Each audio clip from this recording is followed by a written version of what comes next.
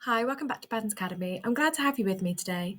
During this session, I will run through QuickBooks and how to allocate an overpayment. So this is when a client has paid you some money and they've accidentally paid you too much. Now, starting on QuickBooks, what we want to do is go to the relevant bank account this relates to and identify the transactions this relates to. So you might want to send the refund now, or you might want to do this later. So in this exact example, what we're going to show you is we've had some money in. So we've had over £1,000 in, and we have refunded the client the £900, which is the difference between the two items.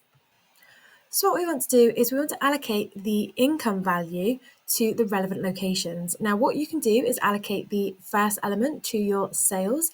And in this example, we're using sales of products income. And then the difference that was paid by the client incorrectly is going to go to refunds given account.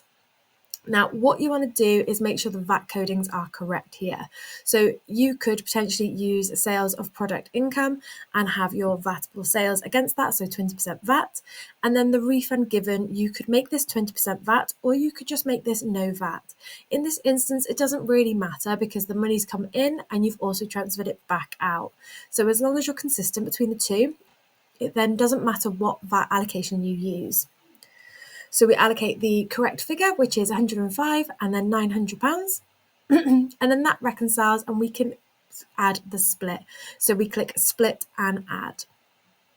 Now what we then want to do is click on the other transaction. We want to just allocate this because it's the refund value. We just want to allocate this to refunds given.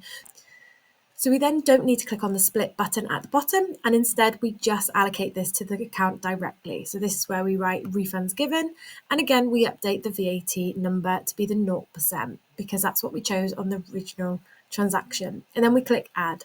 Both of those transactions are then reconciled. What you can do is jump into your report and make sure that the transactions are in the right location.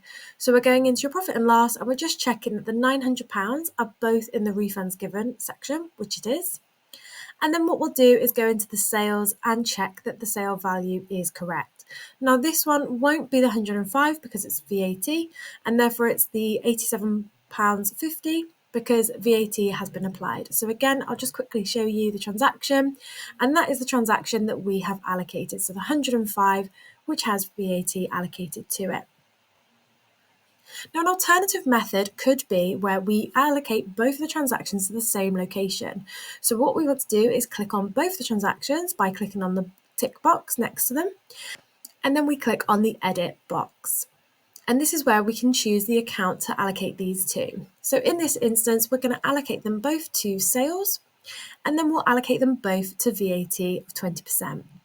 Again, in this instance, it's the same as what we've done before. However, we're just saying that both figures go to the same location. I quite like the second option because it is clean. You might remember that the client paid you too much and you remember the refund value given and you're looking in the one same location.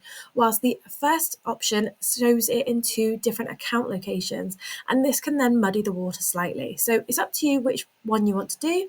Again, you could do the first option and have both allocated to 20% VAT for safekeeping. There is no worries with that because again, on your VAT return, it will net off fully, so there's no problems for risk of allocating too much VAT. But again, what we'll do, we'll just double check that it's gone to the right location, and we'll go into your profit and loss and just check the sales location. So again, jumping back into sales product income, we can then see the 750 and then the 837. Again, it's slightly different because it is VATable transactions. And there you have it. I hope this video was helpful. Do like and subscribe, follow along for more videos on how to use QuickBooks. See you at the next one.